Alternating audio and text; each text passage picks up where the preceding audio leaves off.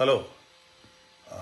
నిన్నో మొన్నో ఒక ప్రైవేటు ఛానల్లో నాగరాజు అనేటువంటి ఒక జర్నలిస్టు ఒక వైసీపీకి సంబంధించినటువంటి ఒక వ్యక్తిని ఇంటర్వ్యూ చేస్తుంటే ఆయన ఒక మాట అన్నాడు. ఆ మాట అన్నాడని విన్నాను నేను. ఏంటంటే పవన్ కళ్యాణ్ గారి తల్లి రెల్లి కులస్తురాలు, ఆ విషయం చెప్పుకోవడానికి పవన్ కళ్యాణ్ చాలా మదన పడుతున్నాడని. ఈ సందర్భంగా ఒక విషయం చెప్పాలి మీకు. లాస్ట్ టర్మ్ ఎలక్షన్స్ అప్పుడు 19లో ఫస్ట్ టైం మా తమ్ముడు నేను రెల్లి కులాన్ని తీసుకుంటున్నాను అన్నాడు. ఎందుకంటే మన సమాజం రెల్లి కులస్తుల్ని చాలా డిస్పారిటీతో చూస్తుంది. సో ఇప్పుడు పవన్ కళ్యాణ్ గారి ఇప్పుడు కొత్తగా ఈ టాపిక్, పవన్ కళ్యాణ్ గారి తల్లి రెల్లి కులస్తురాలని.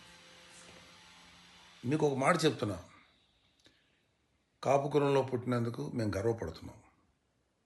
బహుశా నాకు తెలిసినంత వరకు ఏ వ్యక్తి అయినా ఏ కులంలో పుట్టినా ఆ కులానికి మేము ఆ కులంలో పుట్టినందుకు గర్వపడుతున్నాయని చెప్పాలి, గర్వపడాలి కూడా. అదే ఒకవేళ నిజంగా మా అమ్మగారు కనుక రెల్లి కులంలో పుట్టుంటే డెఫినెట్గా రెల్లి కులస్తుడుగానే మా అమ్మ రెల్లి కులం, డెఫినెట్గా మా అమ్మ కనుక రెల్లి కులంలో పుట్టుంటే మా అమ్మ రెల్లి కులస్తుడు అని చెప్పుకుంటే మేము చాలా గర్వపడతాం. ఎందుకంటే మన సమాజంలో ఉన్నటువంటి కుళ్ళుని, చెత్తని, మానవుల యొక్క ఈ ఉచ్చిష్టాన్ని, ఈ నీచాన్ని శుభ్రం చేసి మనకి ఆరోగ్యకరమైనటువంటి ఎన్విరాన్మెంట్ని క్రియేట్ చేసేటువంటి కులం రెల్లి కులం. ఆ రెల్లి కులస్తుల్లో కొంతమంది ఆ పని చేస్తారు. సఫాయి కార్మికులు అంటారు వాళ్ళని. నిజంగా సఫాయి కార్మికుల్ని ఎంత గౌరవించాలంటే, మన చెత్తని చెదారాన్ని క్లీన్ చేసి మనకు ఆరోగ్యకరమైన వాతావరణం ఇస్తున్నందుకు, ఎన్విరాన్మెంట్ ఇస్తున్నందుకు ఆ సఫాయి కార్మికులైనటువంటి రెల్లి కులస్తులకి చేతులెత్తి దండం పెట్టాలి.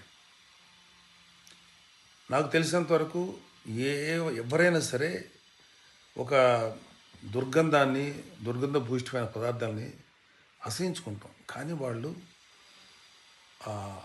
అలాంటి చెత్త చెదారాన్ని ఊడ్చి క్లీన్ చేస్తారు చూడండి. అలాగే ఒక తల్లి తన బిడ్డ యొక్క విసర్జనాల్ని నీట్గా కడిగి క్లీన్ చేస్తుంది. కానీ తమ బిడ్డలు కాకపోయినా ఈ సమాజం కోసం దాన్ని ఒక వృత్తిగా ఎంచుకొని సఫాయి పనిని వాళ్ళు మనల్ని క్లీన్ చేస్తారు చూడండి, మన యొక్క ఎన్విరాన్మెంట్ని.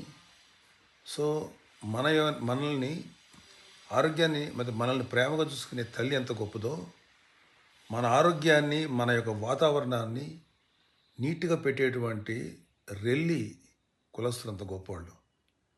మాకు చిన్నప్పుడు తెలిసేది కాదు వాళ్ళ విలువ, పెద్ద అయిన తర్వాత తెలిసింది.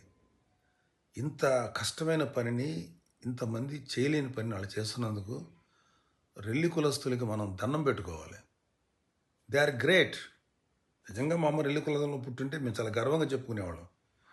అంటే వైసీపీ నాయకులకి ఎంత లోకు అయిపోయారంటే, ఎస్సీ కులస్తులైనటువంటి రెల్లి కులస్తుల్ని, ఎస్సీలో ఉంటే ఒక భాగం, మీకు అంత లోకు అయిపోయారా రెల్లి కులస్తులు? రెల్లి కులంలో పుట్టినందుకు పవన్ కళ్యాణ్ ఫీల్ అవుతాడా? ఒరే పిచ్చోళ్ళారా, మీ పనికిమాలినటువంటి రాజకీయాలకి, పనికిమాలిన దీనికి మా అమ్మగారే దొరికారా మీకు? అంటే ఒకవేళ మా అమ్మగారు ఆ కులంలో పుడితే కళ్ళేమో బాధపడతాడా? సంతోషపడతాం, రే సంతోషపడతాం. మా అమ్మ రెల్లి కులంలో కానీ పుట్టుంటే మేము సంతోషపడేవాళ్ళం.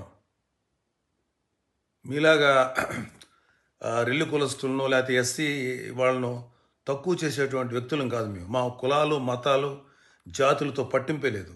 అలా పెంచాడు మా నాన్న మమ్మల్ని. మాకు ఏ కులాలన్నా ఒకటే, అన్ని కులాలు సమానంగా చూసేటువంటి సంస్కారాన్ని ఇచ్చాడు. మీరు మీ పనికిమాలిన రాజకీయాలు రండి, పవన్ కళ్యాణ్ గారు అడిగే ప్రశ్నకి డైరెక్ట్గా సమాధానం చెప్పండి మీకు దమ్ముంటే. అంతేగాని ఇలాగా పిచ్చి మాటలు మాట్లాడకండి. ఇక్కడ మమ్మల్ని మీరు అవమానించినట్టు కాదురా, రెల్లి కులస్తులను అవమానించినట్టు. మేము అసలు 100కి 100% ఆ కులం అంటే మాకు అత్యంత గౌరవం. మా పవన్ కళ్యాణ్ గారికి కాదు, మా అందరికీ గౌరవం. We respect them. మన సమాజంలో అందరికన్నా గొప్ప కులం అదే. ఎందుకంటే వాళ్ళు మన ఉచ్చిష్టాన్ని, మన చెత్తని చెదారాన్ని క్లీన్ చేస్తున్నటువంటి గొప్ప కులం. అలాంటి కులం మనకు ఉన్నందుకు మనం వాళ్ళని చూసి గర్వపడాలి. మీలాగా వాళ్ళని తక్కువ చేసి మాట్లాడే వ్యక్తిత్వం అది కాదు. ఖచ్చితంగా దీనికి మీరు ఆన్సర్ చెప్పాలి, బాధ్యత వహించాలి. వైసీపీ గవర్నమెంట్ కానీ వైసీపీ పార్టీ కానీ బాధ్యత వహించాలి. అలాగే ఇంటర్వ్యూ చేసినటువంటి నాగరాజు కానీ ఇంటర్వ్యూ చేయబడినటువంటి ఆ వైసీపీ వ్యక్తి కానీ దీనికి బాధ్యత వహించాలి. Thank you.